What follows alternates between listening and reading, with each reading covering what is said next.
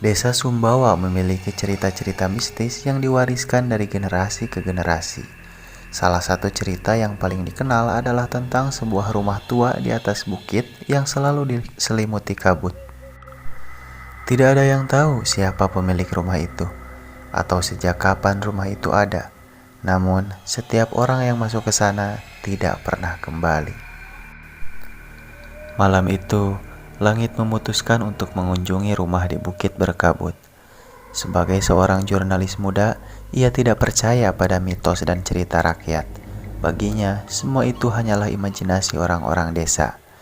Dengan kamera dan buku catatan di tangannya, langit mulai perjalanannya. Namun, saat dia mendekati rumah itu, perasaan aneh mulai muncul. Udara terasa lebih dingin dan suara hutan di sekitarnya menghilang, seolah-olah semua makhluk hidup di sana enggan mendekat. Langit melewati jalan setapak menuju bukit. Sepanjang jalan, ia menemukan benda-benda aneh. Boneka kayu yang tergantung di pohon, kain putih yang tersangkut di dahan, dan jejak kaki yang sepertinya mengarah ke rumah itu, tetapi tiba-tiba menghilang. Ia mencatat semuanya dalam buku catatannya sambil berpikir, mungkin ini hanya jebakan untuk membuat orang takut. Namun, saat ia melangkah lebih jauh, ia melihat sebuah papan kayu tua di tepi jalan.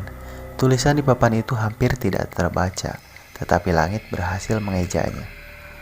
Siapa yang melangkah tanpa tujuan akan kehilangan dirinya. Ia mengabaikan peringatan itu dan melanjutkan perjalanan. Tapi entah mengapa, kata-kata itu terus terngiang di kepalanya. Ketika langit tiba di depan rumah itu, ia terkejut melihat tanpa betapa terawatnya rumah tersebut. Tidak ada tanda-tanda kerusakan, padahal tidak ada yang tinggal di sana selama bertahun-tahun. Kabut yang tebal membuat rumah itu terlihat samar, seperti bayangan. Ia mengetuk pintu, tapi tidak ada jawaban. Pintu itu perlahan terbuka sendiri, mengeluarkan suara berderit yang memekakan telinga. Langit masuk dan menemukan ruangan yang penuh dengan perabotan kuno. Sebuah cermin besar tergantung di dinding dan di bawahnya ada meja dengan lilin yang masih menyala. Siapa yang menyalakan lilin ini? Gumamnya. Ia memotret, tetapi kamera di tangannya tiba-tiba mati. Saat itu memeriksa kamera, ia mendengar suara langkah kaki di lantai atas. Jantungnya berdegup kencang. Tetapi rasa penasaran mengalahkan rasa takutnya. Ia naik ke lantai atas, menemukan koridor panjang dengan banyak pintu di kedua sisi. Salah satu pintu terbuka perlahan, langit mendekat, dan di dalamnya ia melihat sebuah ruangan kosong, kecuali untuk satu kursi tua yang menghadap ke jendela. Di kursi itu ada sebuah boneka kayu yang mirip dengan yang ia temukan di jalan tadi. Tiba-tiba, pintu di belakangnya tertutup dengan keras. Langit mencoba membuka pintu, tetapi tidak bisa. Ia merasa seperti sedang diawasi. Di atas meja kecil di sudut ruangan, ia menemukan secari kertas dengan tulisan. Pertanyaan pertama, siapa dirimu saat tak ada yang melihat? Langit membaca tulisan itu berulang kali.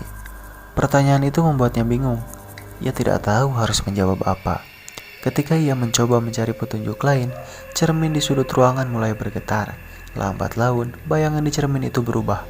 Ia melihat dirinya sendiri, tetapi dengan mata yang kosong dan senyum yang mengerikan. Apa ini? Langit bergumam, kakinya mundur perlahan. Bayangan di cermin itu mulai bergerak, seolah-olah keluar dari cermin. Langit menutup matanya, berharap semuanya hanya mimpi buruk.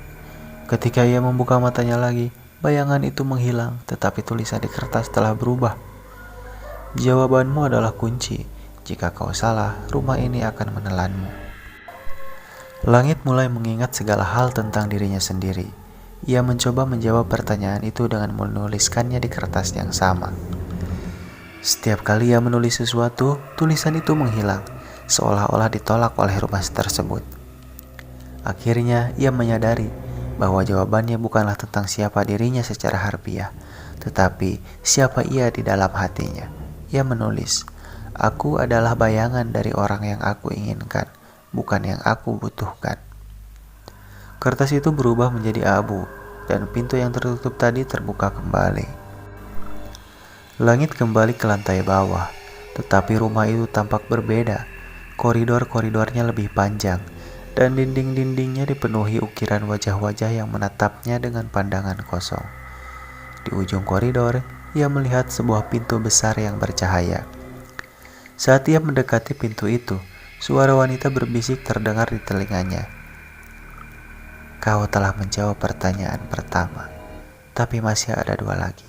Jika kau gagal, namamu akan menjadi bagian dari dinding ini. Langit membuka pintu itu dengan gemetar. Di dalamnya, ia menemukan sebuah ruangan kosong dengan cermin besar di tengahnya. Di cermin itu ada tulisan. Pertanyaan kedua, apa yang paling kau takuti meski kau tak pernah mengakuinya? Langit menatap cermin itu, dan bayangannya berubah menjadi dirinya yang lebih tua, dengan mata yang lelah dan tubuh yang rentak.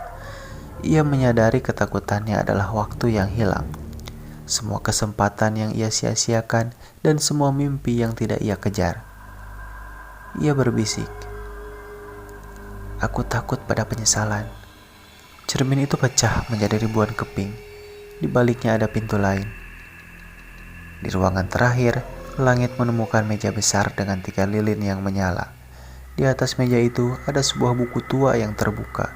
Di halaman pertama tertulis, pertanyaan ketiga, apa yang akan kau korbankan untuk keluar dari sini?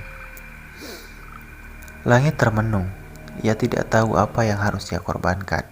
Namun, ketika ia membaca lebih lanjut, ia menemukan tulisan kecil di sudut buku.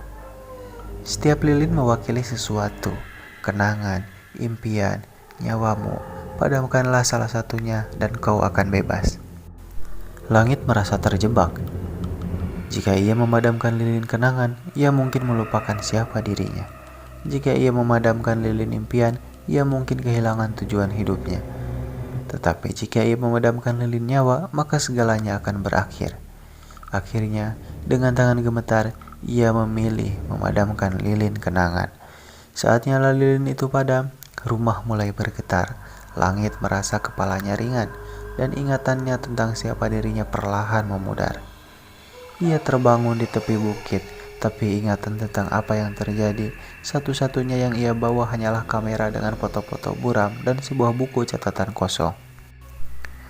Desa Sumbawa kini memiliki cerita baru tentang seorang pemuda yang berhasil keluar dari rumah di bukit berkabut. Namun, tidak ada yang tahu siapa dia, karena ia tidak pernah ingat namanya sendiri. Dan rumah itu kabutnya semakin tebal, menunggu pengunjung berikutnya yang terlalu penasaran. Tamat.